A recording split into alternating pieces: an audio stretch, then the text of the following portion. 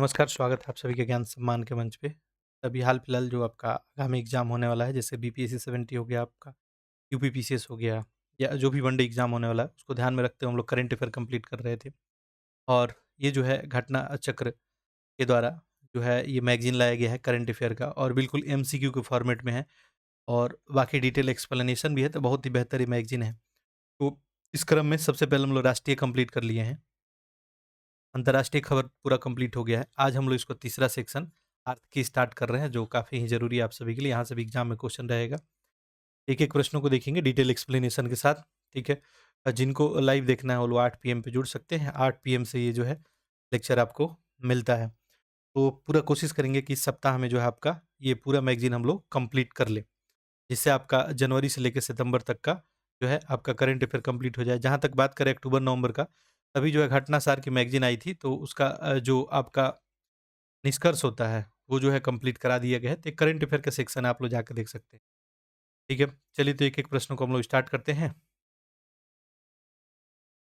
और आप लोग पैरेलली जो है उत्तर भी करते रहें। बिल्कुल इसको टेस्ट फॉर्मेट में देखने का प्रयास करेंगे, ये तो आपके लिए ज़्यादा जो है फ़ायदेमंद रहने वाला है।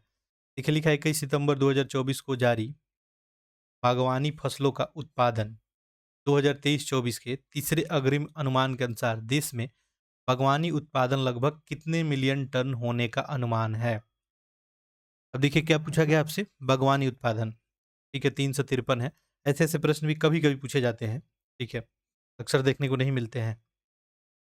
बागवानी उत्पादन की बात करेंगे तो करेक्ट जो है सही उत्तर आपका क्या हो जाएगा? Option number A 353.19 million ton.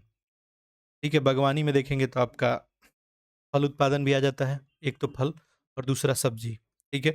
दोनों को मिला के जो है देखें टोटल जो है 353.19 मिलियन 19 मिलियन टन। यहाँ पे देख सकते हैं आप लोग 21 सितंबर को जो है डाटा जारी हुआ है, कृषि और किसान कल्याण मंत्रालय भारत सरकार के द्वारा और इसमें आपको बताया गया कि देश में बागवानी उत्पादन कितना रहने का है, तो ये 353.19 मिलियन टन, ठीक है? बाकी आगे देखें तो बागवानी में जो है 2 हिस्सा में बाँटे, तो फलों को देख लेंगे तो फलों में 112 है, ठीक है? और सब्जियों का 205 है, दोनों ऐड कर देंगे लगभग वही डाटा आपको देखने को जो है मिलेगा। देखिए, तो ये आपका फल उत्पादन हो गया और सब्जी उत्पादन। ये चांस एग्ज़ाम में पूछने का है कि नहीं, बहुत कम चांस है वैसे, पूछा जाए तो फिर आप लोग नहीं बोल सकते हैं कि नहीं पूछा जा सकता है, ऐसा भी बिल्कुल नहीं बोल सकते हैं। ठीक है, तो सब्जियों का 205 है और फलों का 300 जो है 112 और बात करेंगे अगर कुल बागवानी उत्पादन का, ये 353.59 मिलियन टन है। ठीक है, बाकी देखिए आलू उत्पादन भी दिया है यहाँ पे 570.49 लाख टन है। ठीक है, ये मिलियन टन में है, ये लाख टन में है। ठीक है, वहीं टमाटर जो है 217.20 है। तो आलू जो है 570.49 लाख टन है, जबकि टमाटर 213.20 है। अगला प्रश्न है सितंबर 2024 में विभिन्न स्वास्थ्य और जीवन बीमा उत्पादों के प्रीमियम पे जीएसटी दर का सुझाव देने हेतु एक जो है मंत्री परिषद का गठन किया गया है। पूछा गया कि मंत्री समूह का संयोजक कौन है? देखिए स्वास्थ्य हो गया, जीवन बीमा हो गया, इन सब पे जीएसटी दर पे सुझाव के लिए जो आपको मंत्री समूह का गठन किया गया है, उसको लीड कौन कर रहा है? ये आपसे पूछा जा रहा है। सही उत्तर यहाँ पे आपका क्या बन जाएगा? ऑप्शन ए सम्राट जो है चौधरी। ये अभी बिहार में देखेंगे तो उप मुख्यमंत्री और साथ-साथ देखेंगे तो बिहार के जो है वित्त मंत्रालय भी अभी इन्हीं के पास है। इन्हीं के द्वारा नेतृत्व किया जाएगा।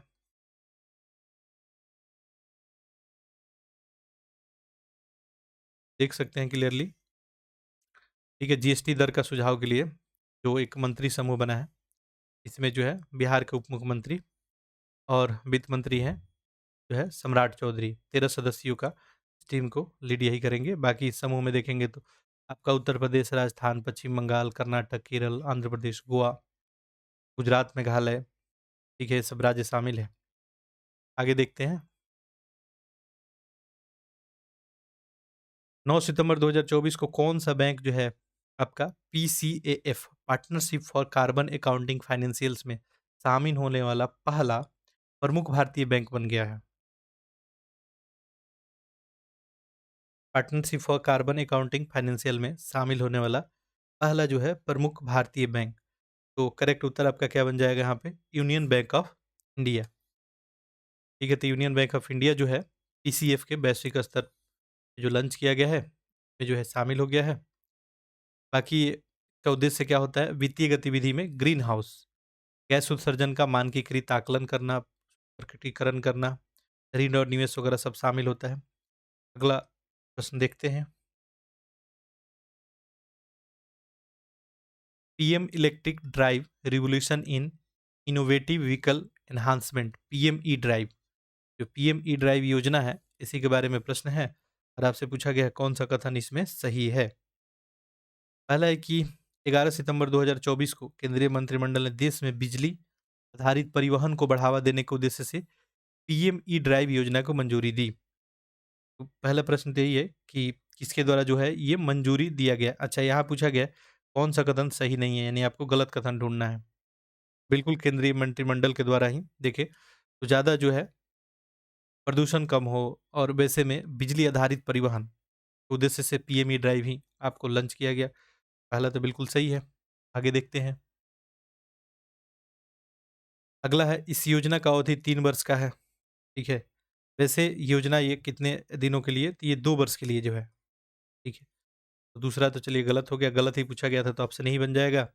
बाकी इसी जो योजना के तहत 24.79 लाख E2W, 3.16 लाख जो है E3W और 14,028 ई बस की सहायता प्रदान की जाएगी। ई ट्रकों को प्रोत्साहित करने के लिए 500 करोड़ रुपए का आवंटन भी किया गया है। ट्रक हो, बस हो, ये सब जो है बिल्कुल एनवायरनमेंट फ्रेंडली बन जाए, इसके लिए पीएम ई ड्राइव जो है कार्यक्रम लाया गया है। ठीक है, तो टोटल ओवरऑल देखेंगे ना, इसमें 10,900 जो है करोड़ लगभग खर्च किया जाएगा। ठीक है, चलिए आगे बढ़ते हैं हम लोग। बाकी देख सकते हैं पीएम जो है ई ड्राइव, ये आपको केंद्रीय मंत्रिमंडल के द्वारा मंजूरी दे दिया गया है। बिजली आधारित परिवहन को बढ़ावा देने के लिए टेन्योर इसका 2 साल का होगा। टोटल इसमें खर्च किया जाएगा कितना? 10,000 जो है 900 करोड़, इतना बात याद रखेंगे। बाकी ये सब जो है योजना के तहत देखेंगे तो प्रमुख घटक और प्रोत्साहन देने के लिए प्रदत्त राशि और ये सब पूछने का चांसेस बहुत ही बहुत कम है। ठीक है, अगला देखते हैं। बाकी इसमें 9 जो है शहरों को शामिल करने की बात की गई है। दिल्ली, मुंबई, कोलकाता, चेन्नई तो रहेगा ही, साथ-साथ अहमदाबाद, सूरत, बेंगलुरु, पुणे और हैदराबाद। अगला प्रश्न है, अगस्त में जारी विश्व की 500 सबसे बड़ी कंपनियों की सूची, फॉर्च्यून जो ग्लोबल 500, इससे संबंधित निम्न कथनों पर विचार कीजिए। बताइए कितना कथन इसमें सही होगा। देखिए, लिखा है कि ये जो फॉर्च्यून ग्लोबल लिस्ट जारी हुआ है बड़ी कंपनियों का, अमेज़न को शीर्ष स्थान दिया गया है। इस वर्ष इसमें 9 भारतीय कंपनी भी शामिल की गई है।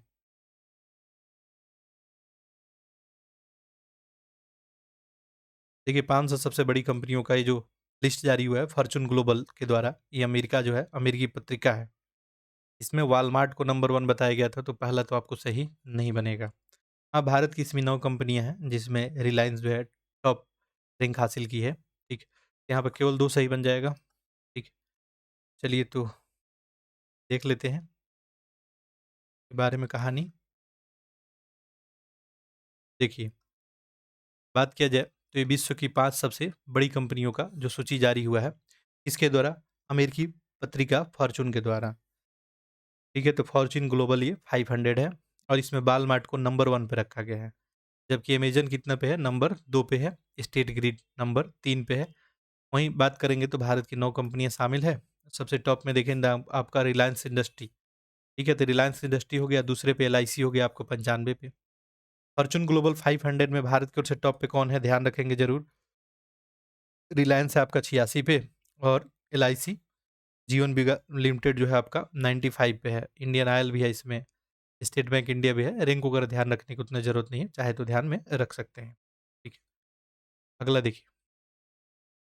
2 सितंबर 2024 को केंद्रीय मंत्रिमंडल के द्वारा किसानों का जीवन स्तर बेहतर बनाने और उनकी आय बढ़ाने के लिए कितनी राशि 7 प्रमुख योजनाओं की मंजूरी प्रदान की गई है। किसानों को आय को बढ़ाया जाए, उनको और बेहतर बनाया जाए, वैसे में कितनी राशि योजना को मंजूरी दिया गया है?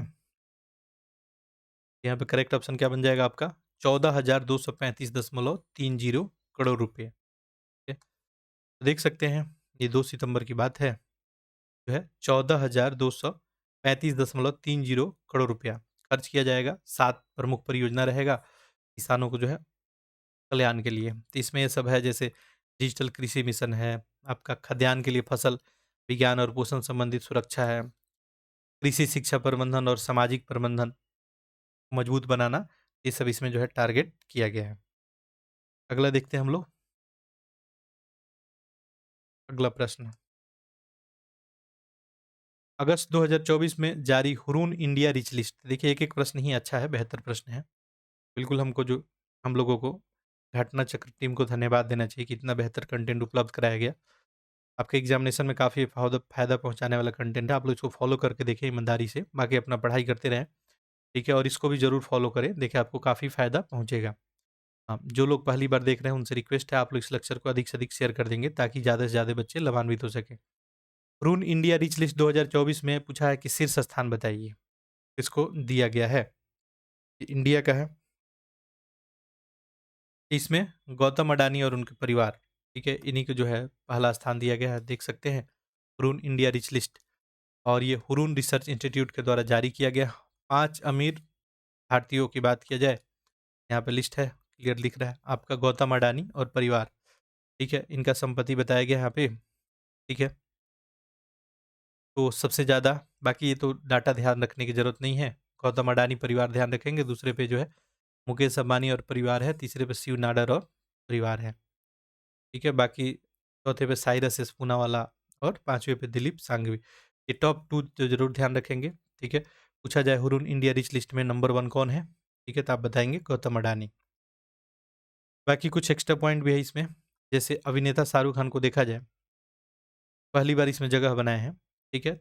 7300 करोड़ रुपए अनुमानित संपत्ति के साथ, ठीक है?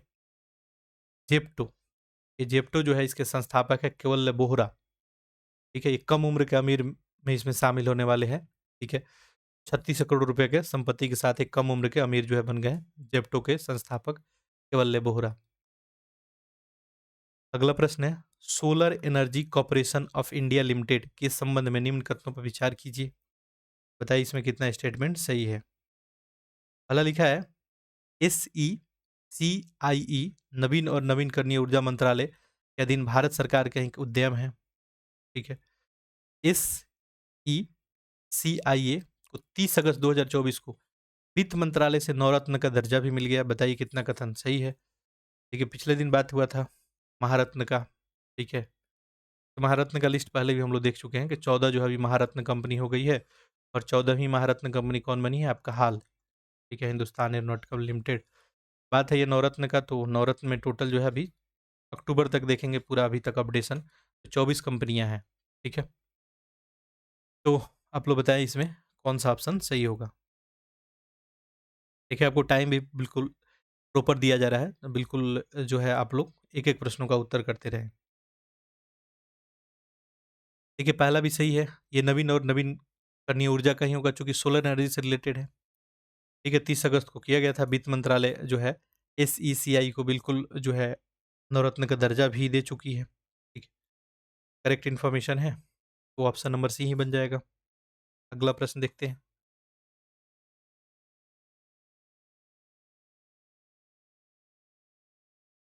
ठीक है, देख सकते हैं, नवरत्न कंपनी का दर्जा मिल गया था, वित्त मंत्रालय के द्वारा ये दर्जा दिया गया, ठीक है?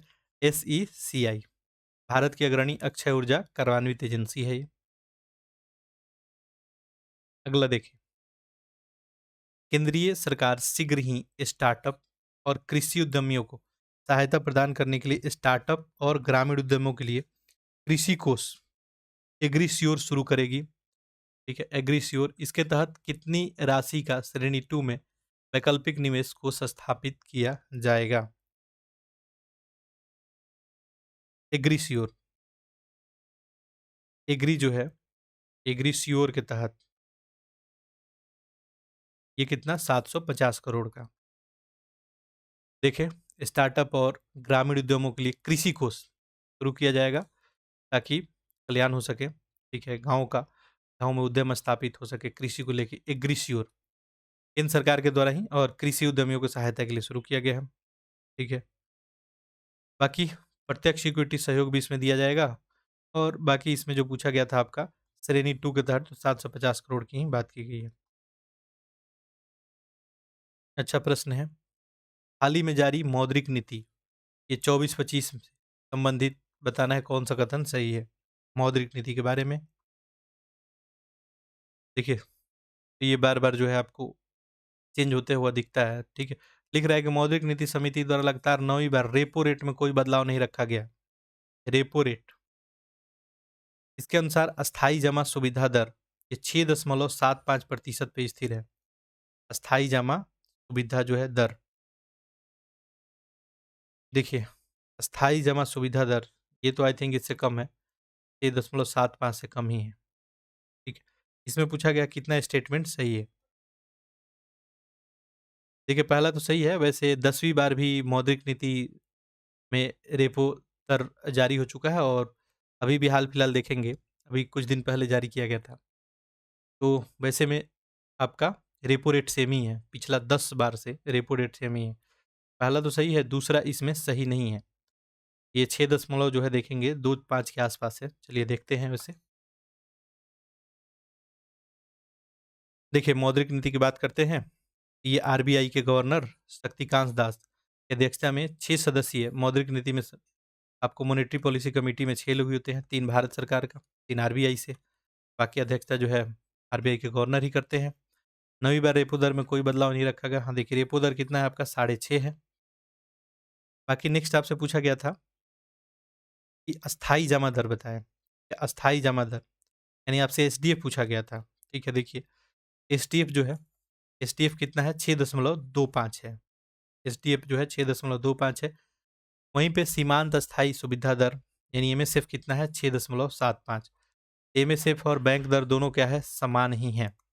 बैंक रेट और एमएसएफ क्या है दोनों सेम है, ठीक है, याद रखेंगे, ठीक है। 6.75, ठीक है। इसके बाद देखें, बात करेंगे रेपो रेट का। रेपो रेट के ऊपर अभी बात हो ही गया, रेपो रेट तो जो है 6.5 ही है, ठीक है। इसके अलावा देखिए रिवर्स रेपो रेट, ये कितना है 3.35 है। ये एक्स्ट्रा पॉइंट जो बताया जा रहा है बिल्कुल इसको ध्यान में रखेंगे, एग्जाम में आपके पूछा जा सकता है, ठीक है। रिवर्स रेपो रेट कितना है 3.35। वहीं पे सीआरआर की बात करेंगे, कैश रिजर्व रेशियो, जो कैश आरबीआई के पास रखना होता है बैंकों का, वो कितना है 4.5 है। एसएलआर देखेंगे, स्टूटी लिक्विड रेशियो, ये 18% है, ठीक। इतना सारा डाटा आपको याद रखना है। तो देखिए इसमें क्या है बैंक रेट और दूसरा एमएसएफ, बैंक रेट और एमएसएफ ये दोनों कितना, तो दोनों 6.75 है, ठीक है। चलिए आगे बढ़ते हैं। देखिए उसमें कुछ और डाटा दिया गया है। चालू वित्त वर्ष में आर्थिक वृद्धि दर जो है इसके अनुसार 7.2% रहने का अनुमान लगाया गया है। कुछ स्टैटिक फैक्ट अब पता ही है आपको कि रेपो रेट होता क्या है। एक रेट जिस पे आरबीआई व्यावसायिक बैंकों को क्या करता है लोन देता है, ठीक है। तो रेपो रेट अभी कितना है 6.5 ही है आपका, ठीक है। व्यावसायिक बैंकों को कौन देगा लोन, आरबीआई देगा।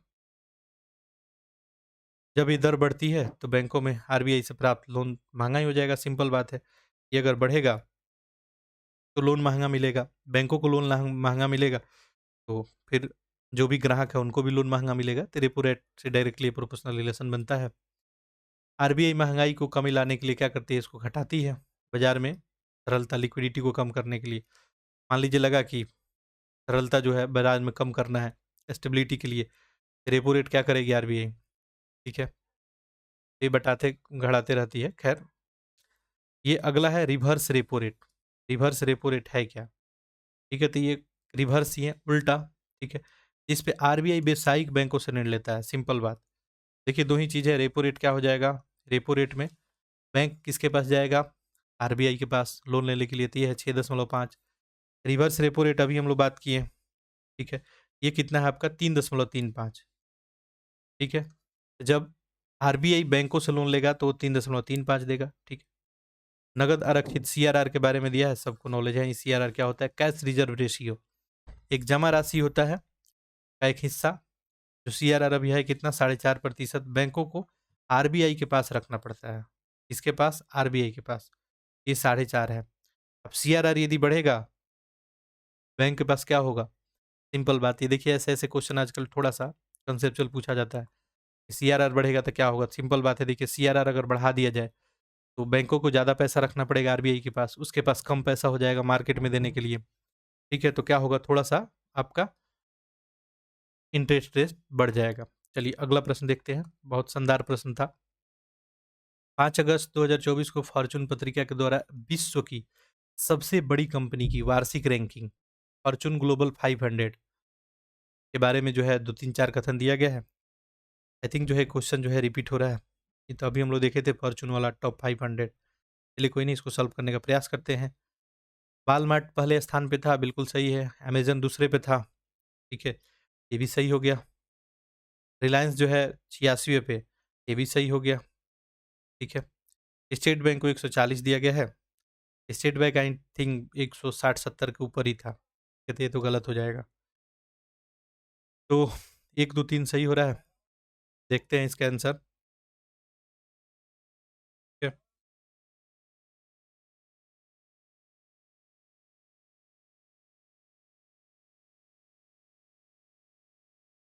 बहुत बेहतर तरीके से आपको ये मैगज़ीन कंप्लीट कराया जाएगा, तो बिल्कुल आप लोग धैर्यपूर्वक ये पूरा सीरीज़ देख लेंगे, आपका करंट अफ़ेयर का शानदार सा रिवीजन हो जाएगा। क्या हो जाएगा? ऑप्शन ए ही सही हो जाएगा, 1, 2, 3 सही था। बाकी देखिए इसके बारे में हम लोग पढ़ ही लिए थे। जो बड़ी-बड़ी कंपनी है उनको रैंकिंग जारी हुआ, ठीक है। अमेरिका पत्रिका फॉर्च्यून के द्वारा, और इसमें वॉलमार्ट 1 और 2 पे जो है, अमेज़न तीसरे पे, स्टेट ग्रिड है। वहीं भारत की ओर से देखे थे हम लोग, रिलायंस इंडस्ट्रीज़ सबसे टॉप पे रहा 86वां पे। एलआईसी देखेंगे तो 95 पे रहा। अच्छा देखिए भारतीय स्टेट बैंक का रैंक पूछा था, ये 178 है, ठीक है। अगला देखते हैं। जुलाई 2024 में किस राज्य की 2 कोयला खदानों को दुनिया के शीर्ष 10 सबसे बड़ी कोयला खदानों को सूची में शामिल कर लिया गया? दुनिया की 10 सबसे बड़ी कोयला खदानों की सूची में किनको शामिल किया गया है?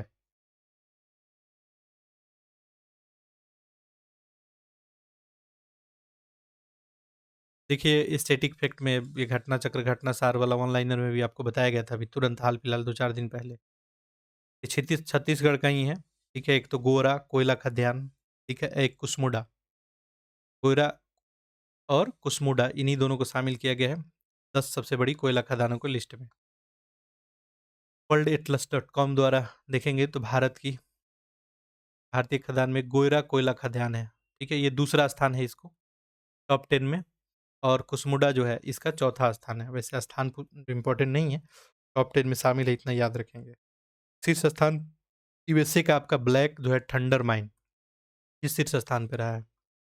अगला देखिए हाल ही में जारी वर्ल्ड इकोनॉमिक आउटलुक अपडेट जुलाई 2024 से संबंधित निम्न कथनों पर विचार कीजिए और इसके बारे में बताना है कितना कथन सही है। ये रिपोर्ट विश्व आर्थिक मंच के द्वारा जारी किया जाता है। कौन सा? वर्ल्ड इकोनॉमिक आउटलुक रिपोर्ट, ठीक है। वर्ल्ड आउकनोक इकोनॉमिक रिपोर्ट, तो ये तो आपको आईएमएफ अंतर्राष्ट्रीय मुद्रा कोष के द्वारा ही जारी किया जाता है, तो पहला तो स्टेटमेंट सही नहीं बन रहा है। आगे देखते हैं। इस वर्ष 2024 में वैश्विक विकास दर 3.2 रहने का अनुमान बताया गया। According to world economic outlook report, क्या बताया जा रहा है कि 3.2% रहने का अनुमान है। कितना? वैश्विक विकास दर। ये बात बिल्कुल सही है। 2024 में भारत का विकास दर 7% ये लोग जो है अनुमान लगाए हैं, ठीक है। तो वर्ल्ड इकोनॉमिक फोरम के द्वारा बिल्कुल भारत का विकास दर 7, जबकि वैश्विक विकास 3.2। 2 और 3 सही जाएगा। ये देखते हैं। वर्ल्ड इकोनॉमिक आउटलुक अपडेट जारी किया गया किसके द्वारा? तो अंतर्राष्ट्रीय मुद्रा कोष के द्वारा। वैश्विक विकास दर की बात करेंगे तो 2024 में ये लोग बताया 3.2 रहेगा। वहीं पे 2025 में कितना रहेगा? ये 3.3 3.3 रहेगा। भारत की विकास दर की बात करेंगे तो भारत का देखेंगे 24 का पूछा था तो 7% ही है, 25 में 6.5 रखा गया है, ठीक है। अब कुछ एक्स्ट्रा भी डाटा दिया गया है, वो इतना काम का एक्चुअली है नहीं। उन्नत अर्थव्यवस्था जो विकसित देश हैं उनका कम ही रहेगा, कुछ 1.7 है, 1.8 है। वहीं जो विकासशील है जैसे भारत जैसे देश हैं, इन सभी का ओवरऑल अनुमानित जो है 4.3 है, ठीक है। चलिए एशिया, उभरते हुए विकासशील एशिया का जो है ये 5.4 है, ठीक है। ये सब डाटा नीचे वाला 1-2 इंपॉर्टेंट नहीं है, ऊपर वाला ये ज़रूर याद रखेंगे कि वैश्विक विकास दर जो है according to world economic outlook जो है रिपोर्ट, क्या बताया गया है 3.2, जबकि भारत का 7 और अगले साल 6.5। 2 कथन दिया गया है, ठीक है, इसमें पूछा गया है, इसमें सही पूछा गया, ठीक है। स्टेटमेंट चलिए ऑप्शन तो दिख नहीं रहा है। बाकी लिखा है कि जुलाई 2024 में भारत के पूंजी बाजार नियामक सेबी ने अनुसंधान विश्लेषकों और निवेशक सलाहकारों के प्रबंधन और प्रसारण की देखरेख के लिए बीएसई को पर्यवेक्षी निकाय के रूप में मान्यता दी। बीएसई लिमिटेड को जो है आरएएसएसबी और आईएएसएसबी के रूप में 25 जुलाई 2024 को 5 वर्ष की अवधि के लिए मान्यता दी गई है सेबी के द्वारा। बिल्कुल बीएसई लिमिटेड को जो है मान्यता दी गई है और मान्यता प्रदान करने वाला आरएसएसबी और आईएसएसबी दोनों ही स्टेटमेंट सही है, दोनों यहाँ पे क्या हो जाएगा, आपका आंसर सही हो जाएगा।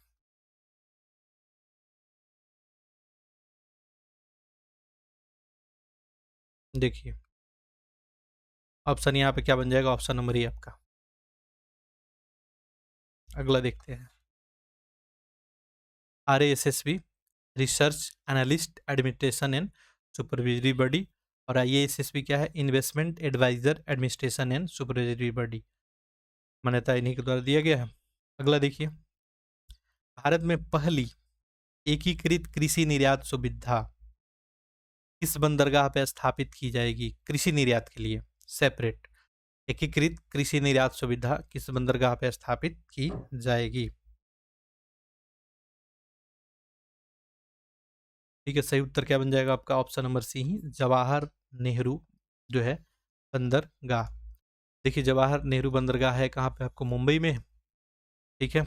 ये अब कितने क्षेत्र में फैला हुआ है, 67,000 के आसपास है। बाकी केंद्रीय बंदरगाह है जहाज रानी जो है जलमार्ग मंत्री सर्बानंद सोनोवाल के द्वारा, ठीक है, 284.19 करोड़ रुपए लागत से एक एकीकृत क्रियास कृषि निर्यात सुविधा वहां पे बनाने की बात की गई है। अगला प्रश्न है, जुलाई 2024 में वैश्विक million dollar round table ranking जारी की गई। टाटा एआई लाइफ इंश्योरेंस ने 2024 के लिए ग्लोबल जो है मिलियन डॉलर राउंड टेबल में रैंकिंग में 6वां स्थान प्राप्त किया है। बताइए कितना कथन सही है। वैश्विक जो है एमडीआरटी रैंकिंग, बिल्कुल जो है देखा जाए ये वैश्विक million dollar round table ranking द्वारा जारी की गई है और टाटा एआई लाइफ इंश्योरेंस बिल्कुल इसमें 6वां स्थान भी प्राप्त किया है, तो दोनों स्टेटमेंट सही जा रहा है। इस स्थान पर देखेंगे तो एआईए चीन और टाटा एआई लाइफ इंश्योरेंस जो है ये 6वें स्थान पर रहा है, ठीक है। अगला प्रश्न देखते हैं,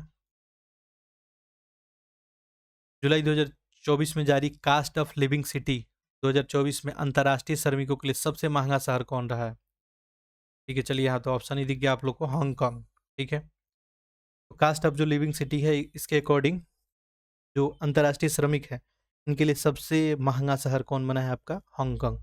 अच्छा, ये cost of living city ranking जारी कौन करता है, तो ये आपको मर्सर करता है। चलिए देख लेते हैं।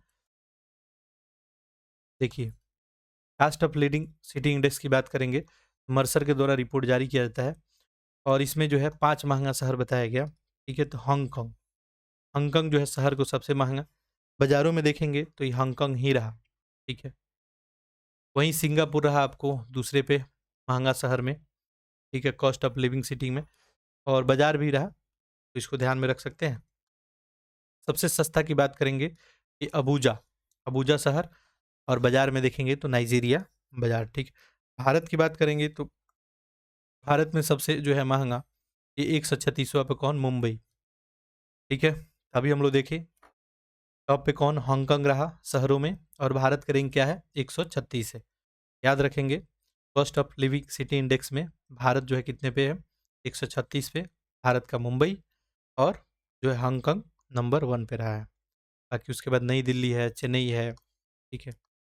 अगला प्रश्न है, 29 जुलाई 2024 को रक्षा मंत्रालय और national stock exchange of India limited के मध्य हस्ताक्षरित सम्मति पत्र के संबंध में निम्न कथनों पर विचार कीजिए। बताइए कितना कथन इसमें सही है। तो देखते हैं इसको। पहला है, रक्षा मंत्रालय और एनएसई ने पूंजी बाजार में एमएसएमई की पहुंच आसान बनाने के लिए इस सहमति पत्र पे हस्ताक्षर किया है। National stock exchange of India limited के साथ। बिल्कुल पहला वाला स्टेटमेंट तो सही जा रहा है। आगे देखते हैं।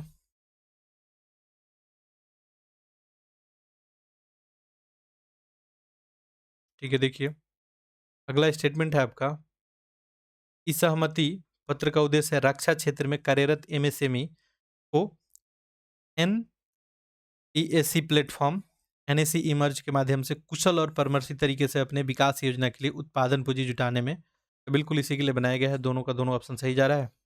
ठीक है, तो रक्षा मंत्रालय national stock exchange of India limited के मध्य समझौता हुआ है।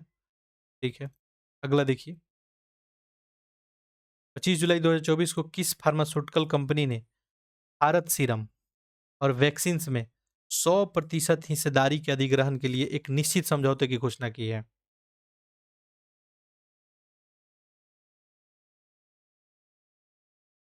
सही उत्तर क्या बन जाएगा आपका? 100% हिस्सेदारी लेने वाला कंपनी कौन है? ये मैनकाइंड फार्मा। देख सकते हैं मैनकाइंड फार्मा। ठीक है, निजी इक्विटी जो है निवेशक एडवेंट इंटरनेशनल से। ठीक है, मैनकाइंड फार्मा के द्वारा ही 100% हिस्सेदारी की बात की गई है भारत सीरम और वैक्सीन का अधिग्रहण के संबंधित। बाकी ये कितना में सौदा हुआ इंपॉर्टेंट उतना है नहीं। अगला देखिए, बजट को लेकर एक प्रश्न है, कितना कथन सही है आपको बताना है इसमें। ठीक है, ठीक है, पहला केंद्रीय बजट 24-25 में कुल व्यय 53.21 लाख करोड़ है। कृषि और इससे जुड़े क्षेत्र के लिए 1.52 लाख करोड़ रुपए का आवंटन किया गया है। सोना चांदी पे सीमा शुल्क घटा के 6% कर दिया गया है। ठीक है, बाकी देखिए कथन तो दिख नहीं रहा। ठीक है, इसमें सही पूछा गया, सही पूछा गया है। ठीक है, जैसे ऑप्शन में यही होगा कि बताइए 1 और 2। ठीक है, के अलावा 1, 2 और 3, 2, 3। ठीक है, या जो है 1 और 3 ऐसे करके ऑप्शन होगा कुछ। ठीक है, तो आंसर करें।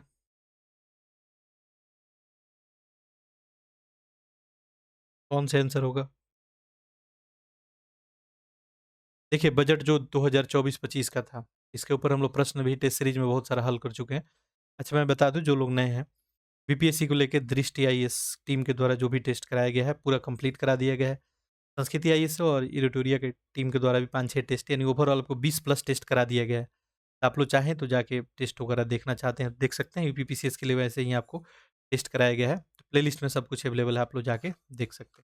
ठीक है, इसके अलावा एक और आपके काम के लिए है, जैसे साइंस और ज्योग्राफी में किन्हीं को प्रॉब्लम आ रहा होगा, साइंस ज्योग्राफी एनसीईआरटी सीरीज कराया गया है, उसको जाके आप लोग प्ले लिस्ट में देख सकते हैं। देखिए बजट में 24-25 में आपको बताया गया था कि बजट का आकार कितना था।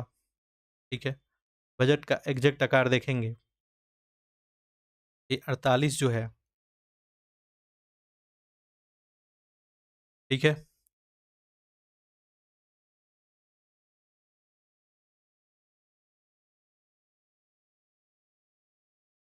ठीक है, यही था, करोड़ रुपया था आपका। 48 लाख जो है 20,512 करोड़ के आसपास था। ठीक है, लाख करोड़ में भी देखेंगे तो ये 48.2 के आसपास आएगा। ठीक है, क्योंकि लाख करोड़ में डाटा दिया गया है। बाकी एग्जैक्ट बजट फिगर यही था, इतना का ही बजट पेश किया गया था। चलिए पहला स्टेटमेंट तो अपना क्लियरली गलत हो गया। ठीक है, यही था, आप लोग एक बार कमेंट करके बताएंगे। बाकी कृषि के लिए बात करें तो बिल्कुल कृषि पे देखेंगे तो 1.52 लाख करोड़ रुपए ही आवंटन किया गया है। और सोना चांदी पे बिल्कुल सीमा शुल्क। ठीक है, सोना पे आई थिंक पहले 15% था, हटा के कितना कर दिया गया है? 6%। दूसरा तीसरा दोनों सही जा रहा है। ऑप्शन क्या बन जाएगा? अब बी ही बनेगा, 2 और 3।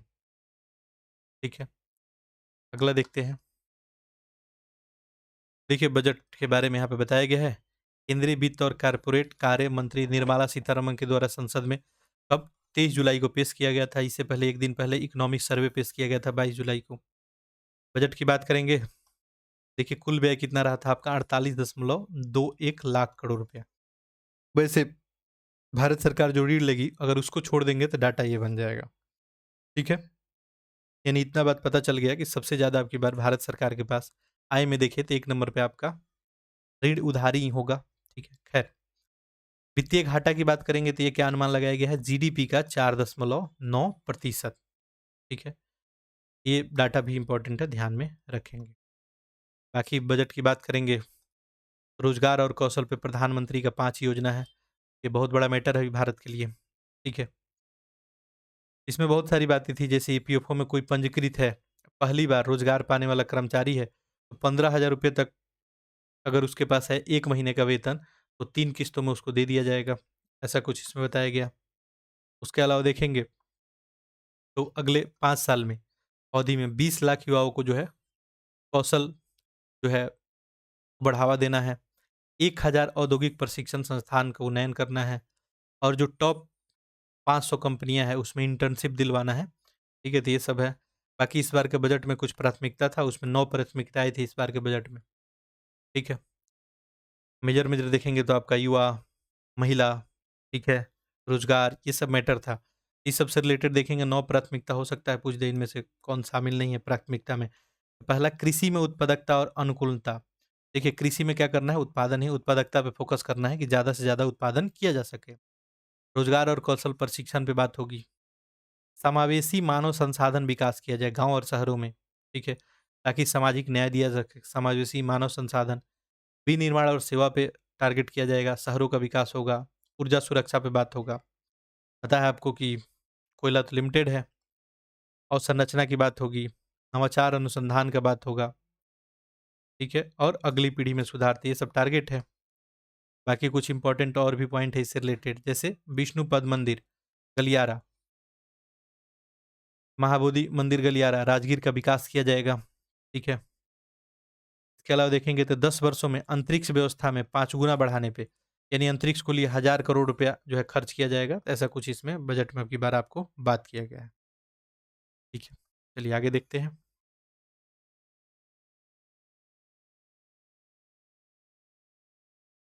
कुछ और इसमें पॉइंट है, जैसे बात करेंगे मोबाइल फ़ोन का या प्रिंटेड कोई सर्किट है, इस पे सीमा शुल्क क्या किया गया है, कम किया गया है। ठीक है, तो आप देख ही सकते हैं, मोबाइल फ़ोन वगैरह का प्राइस पहले से थोड़ा कम होता हुआ दिखेगा, क्योंकि सीमा शुल्क इस पे 15% ही कर दिया गया है।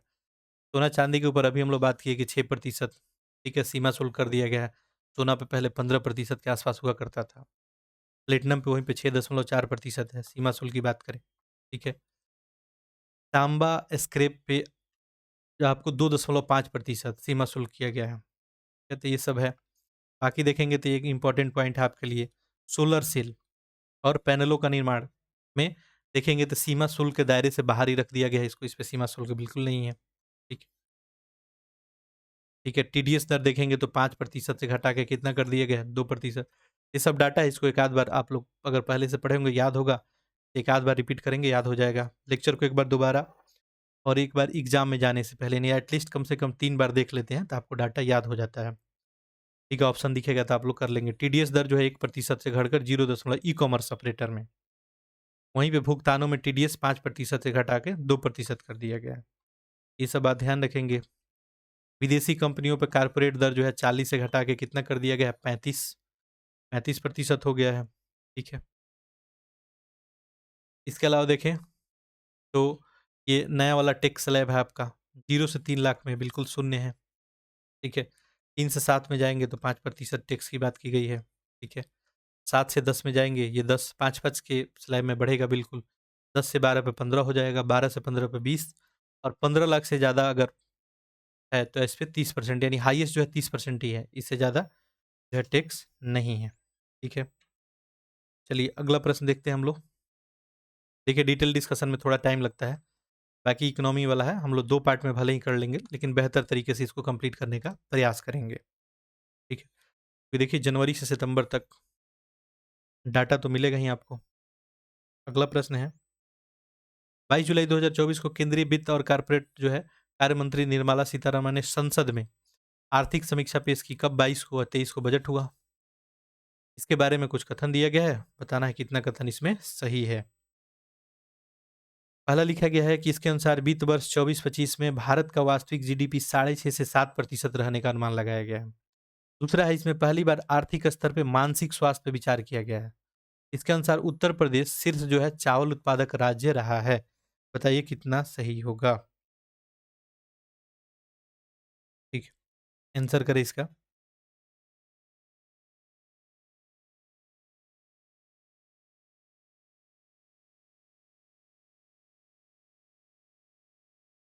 देखिए, पहला बिल्कुल सही है।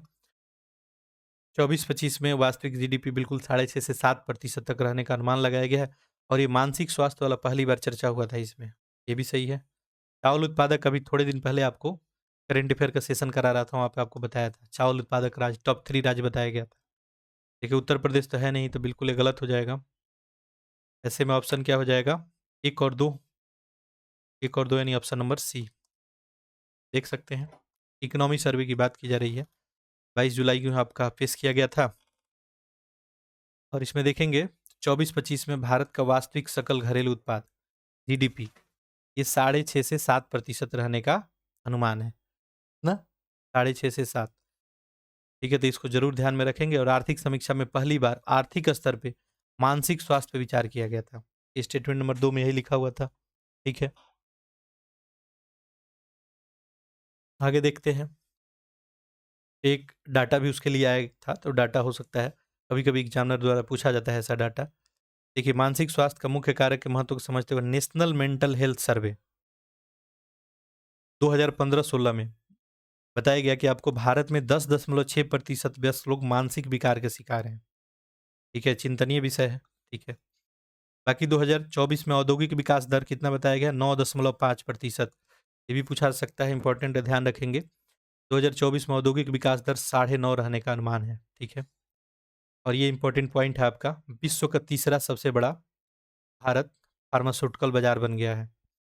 विश्व का तीसरा सबसे बड़ा फार्मास्यूटिकल बाजार भी भारत बन गया। जन औषधि केंद्र की बात करेंगे तो 12,500 से अधिक जो है जन औषधि केंद्र भारत में जो है खोला गया है अभी तक। बाकी मॉरिशस में भी जन औषधि केंद्र खोला गया है।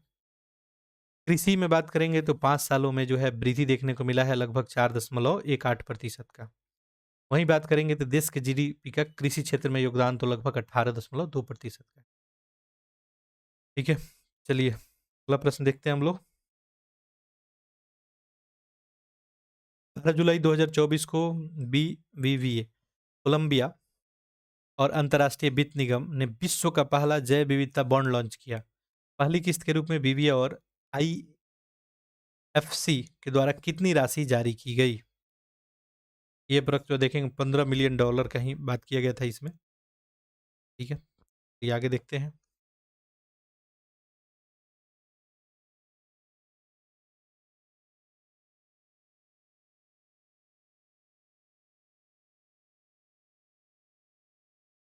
नौ जुलाई 2024 को खादी और ग्राम उद्योग आयोग, ठीक है, केवीआईसी खादी और ग्राम उद्योग आयोग के अध्यक्ष मनोज कुमार के द्वारा वित्त वर्ष 23-24 के लिए अस्थायी आंकड़े के अनुसार वित्त वर्ष 13-14 की तुलना में 23-24 में खादी उत्पादों में बिक्री में कितना वृद्धि हुआ है? देखिए, 13-14 के डाटा से कंपेयर किया गया है 23-24 के डाटा को। ठीक है, 13-14 में ही गवर्नमेंट चेंज हुई थी। बहुत सारा रिपोर्ट देखेंगे तो 14 के रेफरेंस में ही जारी किया जाता है। 13-14 से जो है 23-24 में देखेंगे खादी उत्पादों में बिक्री में कितनी वृद्धि देखने को मिली है। अब देखिए, गवर्नमेंट इस पर सब्सिडी वगैरह दे देता है, इसको प्रोत्साहन देता है, तो जाहिर सी बात है ये तो ग्रोथ करेगा ही। 399.69% का, ये लगभग देखिए 400% का ग्रोथ देखने को मिला है कि इसमें खादी उत्पाद के बिक्रियों में। ठीक है, देख सकते हैं इसके अध्यक्ष जो है मनोज कुमार के द्वारा 13-14 से तुलना करके 23-24 में बताया गया है। देखिए बिक्री में, ठीक है, खादी उत्पादों के बिक्री में कितना वृद्धि हुआ है? 399.69। वहीं उत्पादन की बात किया जाए तो ये भी पहले से बढ़ा है। ठीक है, 315% के आसपास। और नए रोजगार भी सृजन हुए इसके कारण 80.96% यानी लगभग 81%। अगला देखिए, भारत के पहले टूरिज्म इंडेक्स म्यूचुअल फंड के संबंध में बताइए कितना कथन सही है? 8 जुलाई 2024 को टाटा एसेट मैनेजमेंट कंपनी ने भारत में पहला tourism index mutual fund launch किया। ये निफ्टी इंडिया टूरिज्म इंडेक्स को ट्रैक करेगा और इसमें निफ्टी 50 कंपनियां भी शामिल होंगी।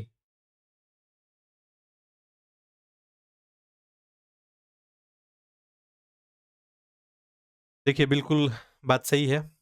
पहला टूरिज्म इंडेक्स म्यूचुअल फंड, ये Tata asset management company Bharat में पहला टूरिज्म जो है इंडेक्स म्यूचुअल फंड लॉन्च किया है। निफ्टी की देखेंगे तो इसमें 500 कंपनियों को शामिल किया गया है, तो ये तो सही नहीं माना जाएगा, ऑप्शन ही अपना सही हो जाएगा। ठीक है, देख सकते हैं यहाँ पे निफ्टी की जो है इसमें 500 कंपनियों को शामिल करने की बात जो है की गई है। अगला प्रश्न है आपका, हाल ही में जारी पर्यावरण सुरक्षा करने वाली विश्व की 500 कंपनियों की सूची में किसे शीर्ष स्थान प्राप्त हुआ है? पर्यावरण को भी ध्यान में रख के पर्यावरण सुरक्षा के लिए बेहतर काम करने के मामले में शीर्ष स्थान किसको दिया गया है?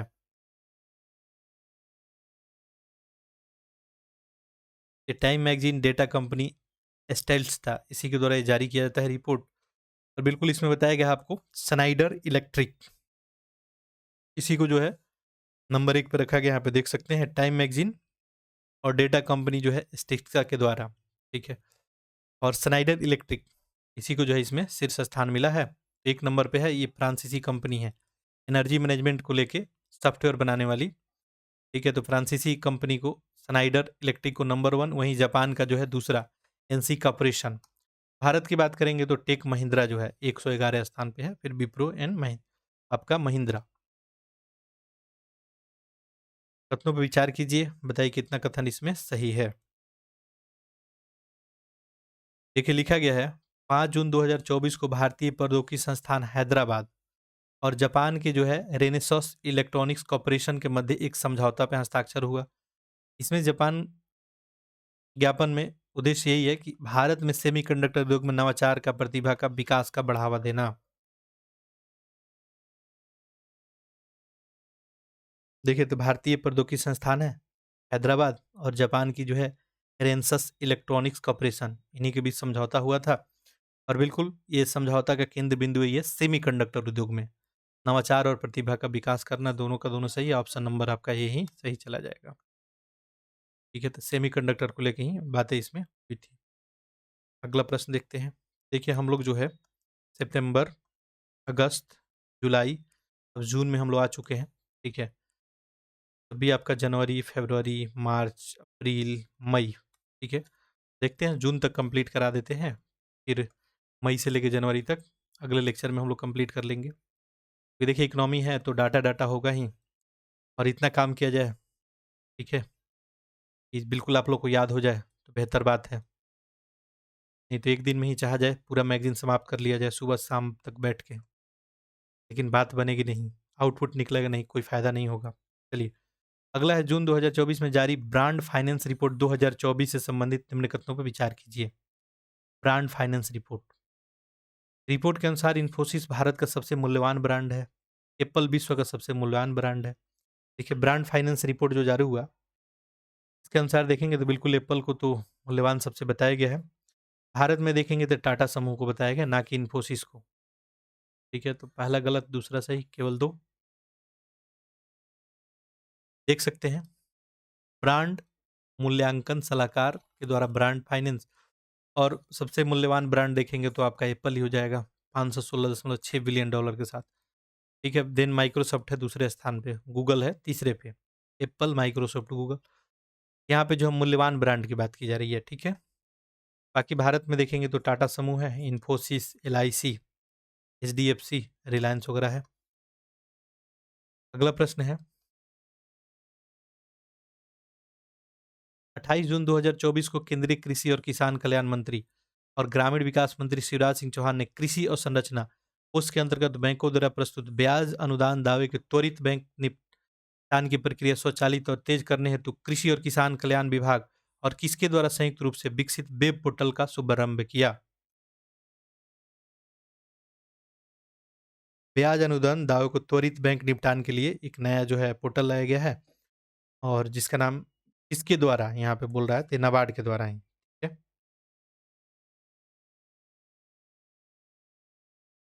देख सकते हैं बिल्कुल कृषि कल्याण विभाग और नाबार्ड के द्वारा संयुक्त रूप से। चलिए अगला प्रश्न देखते हैं।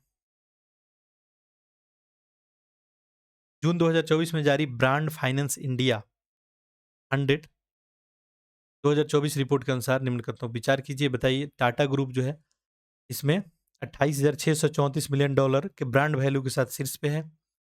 बीएसएनएल सबसे अंतिम स्थान पे, 100वें स्थान पे है इसमें। ब्रांड फाइनेंस इंडिया बिल्कुल जो है टाटा ग्रुप को ही इसमें टॉप पे बताया गया है। और आखिरी स्थान पे जो है आपका अरबिंदो फार्मा है, ठीक है? तो दूसरा तो गलत हो जाएगा, ऑप्शन नंबर ए। देखिए 2024 का सबसे मूल्यवान ब्रांड अभी हम लोग देखें टाटा ग्रुप ही है, ठीक है? बीएसएनएल का पोजीशन इसमें 99 है, ठीक है? लिस्ट है। टाटा ग्रुप का देखेंगे तो ब्रांड वैल्यू सबसे ज़्यादा है, तीन इन्फोसिस है, एचडीएफसी है, ठीक है? अगला देखते हैं। बस कौन सा कथन सही है इसमें बताना है आपको। 25 जून 2024 को एडीबी और आधार हाउसिंग फाइनेंस लिमिटेड के मध्य एक ज्ञापन पर हस्ताक्षर हुआ। पहला उद्देश्य भारत के निम्न आय और किफायती आवास खंड में वित्त पोषण की कमी को दूर करना है। देखिए तो एडीबी और हाउसिंग फाइनेंस लिमिटेड के बीच समझौता तो हुआ। उद्देश्य यही है कि निम्न आय और किफायती आवास खंड वित्त पोषण का जो कमी है इसको दूर किया जाए, एडीबी मदद करेगी। बिल्कुल ऑप्शन नंबर ए ही आपका सही हो जाएगा। ये अगला प्रश्न देखते हैं।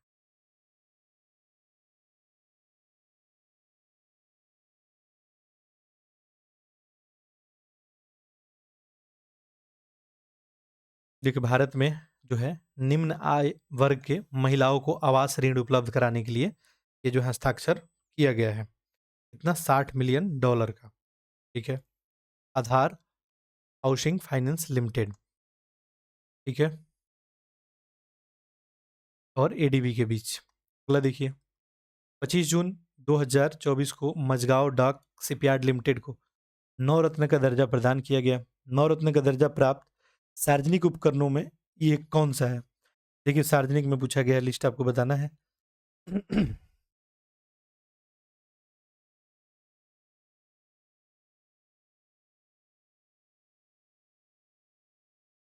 देखिए सही उत्तर क्या हो जाएगा, सार्वजनिक में देखेंगे तो 18वें नंबर पे है। जैसे ओवरऑल हम बताए थे कि 24 जो है अभी तक, तो बाकी आप लोग अपडेट करके बताएंगे, 24 जो है नवरत्न के कैटेगरी में भी शामिल है। तो मझगांव डाक शिप लिमिटेड को क्या अब नवरत्न का दर्जा मिल गया, ठीक है? सार्वजनिक क्षेत्र में देखेंगे तो ये 18वें नंबर का है। अगला देखिए जून 2024 में घोषित विपणन सत्र 24-25 के दौरान खरीफ फसलों के न्यूनतम समर्थन मूल्य एमएसपी से संबंधित है। धान का एमएसपी 2250 रुपये प्रति क्विंटल, तूर या अरहर दाल का है 7550। बताइए कितना इसमें सही है। देखिए जो 24-25 में एमएसपी का घोषणा किया गया, यानी न्यूनतम समर्थन मूल्य के द्वारा, जून में ही किया गया था। धान के लिए देखेंगे तो पहले से बढ़ गया है, 2300 के आसपास होगी, ठीक है? ये सो सही नहीं हो जाएगा। तूर दाल के लिए बिल्कुल 7550 है, वो केवल दो, ऑप्शन नंबर बी। देखिए बात करते हैं एमएसपी का। तो धान के लिए बात करेंगे तो एमएसपी प्रति क्विंटल कितना हो गया, 2300 रुपया। वहीं पे ए ग्रेड का धान का थोड़ा सा ज़्यादा है, ठीक है? बात करेंगे तूर और अरहर दाल का तो 7550 है, ठीक है? क्लियर है? तो ये खरीफ फसलों का लिस्ट है एमएसपी का, तो चाहे एक नज़र में ध्यान रख सकते हैं, ठीक है? मक्का के लिए 2225 रुपया है, ठीक है? बाजरा के लिए थोड़ा अधिक, उससे 2025 है। धान वाला डाटा जरूर ध्यान रखेंगे। अगला देखिए 18 जून 2024 को भारतीय प्रतिस्पर्धा आयोग ने गोदरेज समूह के भीतर विभिन्न संस्थानों के हितों में कानूनी स्वामित्व और प्रबंधन के पुनर्गठन से जुड़े प्रस्तावित संयोजन को मंजूरी दी। जीआईईएसएलसी समूह की इकाइयों में कौन सी इकाई शामिल नहीं है? ये गोदरेज होल्डिंग प्राइवेट लिमिटेड ही हो जाएगा, ऑप्शन नंबर आपका डी, ठीक है? अगला देखते हैं। गोदरेज समूह के भीतर देखेंगे तो विभिन्न संस्थानों के हितों में कानूनी स्वामित्व और प्रबंधन और पुनर्गठन से जुड़े प्रस्तावित योजना को मंजूरी दी गई। तो आगे हम लोग देखते हैं अगला प्रश्न।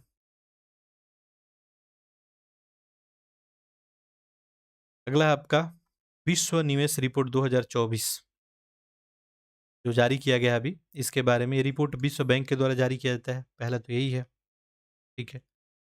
देखिए विश्व निवेश रिपोर्ट कौन जारी करता है? आपका UNCTAD United Nation Conference on Trade and Development इसको जारी करता है। विश्व बैंक इसको जारी नहीं करता है विश्व निवेश को। शीर्ष जो है एफडीआई अंतर प्रवाह वाला देश में यूएसए शीर्ष स्थान पे है। बात बिल्कुल सही है, यूएसए ही शीर्ष स्थान पे है। एफडीआई अंतर प्रवाह की बात करेंगे, अगर बहिर्प्रवाह की बात करेंगे तब भी यूएसए ही बनेगा, ठीक है?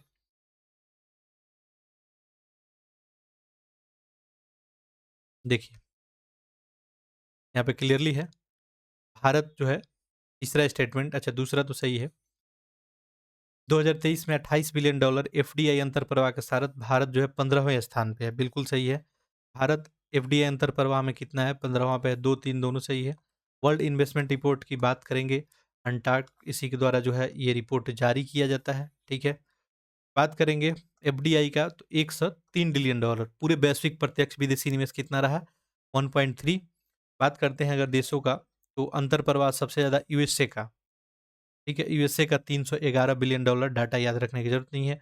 दूसरे पे आपका चीन है, तीसरे पे सिंगापुर। वहीं भारत का स्थान बात करेंगे तो $28 बिलियन के साथ 15वें पे रहा, ठीक है। ये अंतर प्रवाह का स्थिति हो गया। देखेंगे 2022 में जो है इससे स्थिति अच्छा था, ठीक है। $49 बिलियन का एफडीआई अंतर प्रवाह रहा था, ठीक है। खैर, अगर बात करेंगे बहिर्प्रवाह का तो देखिए यहाँ भी यूएसए है, जापान है, ठीक है, और चीन है। अगला देखिए, डिजिटल भुगतान इंटेलिजेंस प्लेटफॉर्म के सार्वजनिक जो है डिजिटल अवसंरचना के विभिन्न आयामों की जांच हेतु किसकी अध्यक्षता में एक समिति का गठन किया गया? डिजिटल भुगतान इंटेलिजेंस प्लेटफॉर्म, तो ये एपी मेहता की अध्यक्षता में, ऑप्शन ही आपका सही बन जाएगा।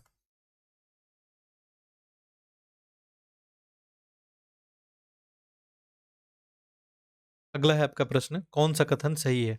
4 जून 2024 को जारी एक प्रमुख कृषि फसलों के उत्पादन के तीसरे अग्रिम अनुमान 2023-24 के अनुसार कुल खाद्यान्न उत्पादन बताया जा रहा है 3,288.52 लाख मीट्रिक टन।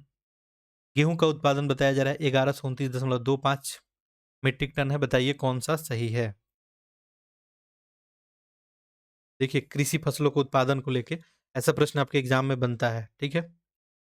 पहला बात बिल्कुल सही है, अगर ओवरऑल जो है उत्पादन देखा जाए तो 3,288.3 ही, गेहूं इसमें 1129 ही है। दोनों का दोनों सही जा रहा है, ऑप्शन सी ही बनेगा।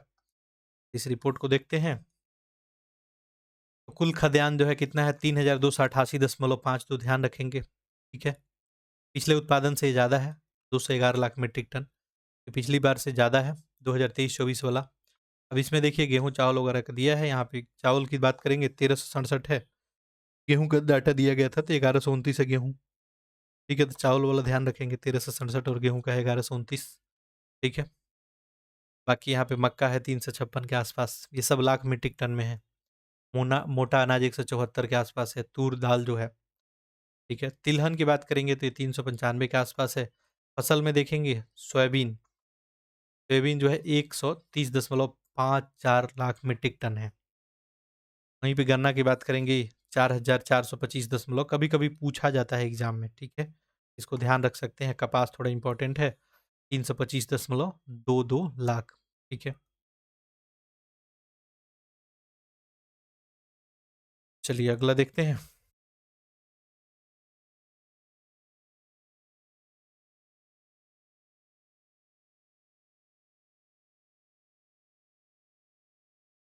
4 जून 2024 को भारतीय रिजर्व बैंक ने ज्यूरिक इंश्योरेंस कंपनी को कोटक महिंद्रा जनरल इंश्योरेंस की कंपनी में 5,560 करोड़ रुपए की कितनी हिस्सेदारी खरीदने की अनुमति दी?